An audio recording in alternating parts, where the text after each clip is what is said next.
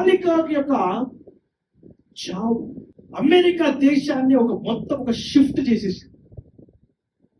America దేశం మొత్తం కూడా జస్ట్ ఇట్లా షిఫ్ట్ అయిపోయి సువార్తలో కలుస్తుంది. 5 సంవత్సరాల నుంచి ఒక వ్యక్తి చర్చికి వెళ్తున్నాడంట. పార్కింగ్ గురించి ఎప్పుడు కూడా ఎక్కువ ఆలోచించబోతుంది. మొన్న ఒక రోజు సండే గురించి పోతే పార్కింగ్ దొరకలేదు ఆయనకి. కొన్ని 100 కార్లు, చాలా పెద్ద పార్కింగ్ స్పేస్ లో 100 కార్లు వచ్చినాయి. ఎందుకు ఇట్లా వచ్చినాయి చూసినాయంటే అనేకులు చాలికాకు యొక్క మాటలు విని దేవుని ప్రేమను నమ్ముకొని తెలుసుకొని చర్చకు వస్తున్నారు. ఆయన ఆశ్చర్యపోయాడు, ఏంటి నేను వచ్చింది నా చర్చకేనా అని.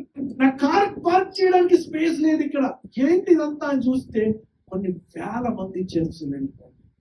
7.5 గంటల సేపు ఆ మెమోరియల్ సర్వీస్ మొత్తం వర్షిప్. హల్లెలూయా. అనేకులు చాలికాకు దేవుడు చెప్పిన మాటలు మేము అంగీకరించి మాకు తెలియదు కానీ ఇప్పుడు తెలుసుకున్నామని చెప్పి సాక్ష్యం. ఎన్ని సాక్ష్యాలు, ఎన్ని స్టోరీస్, ఎన్ని టెస్టిమనీస్.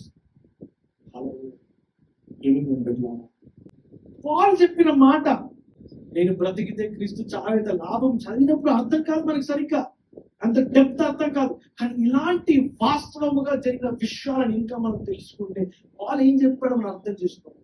ఇప్పుడు అర్థమైందండి పాల్ ఏం చెప్పాడు. ఆయన చెప్పిన మాటల్లో ఆయన ఎంత డెప్త్.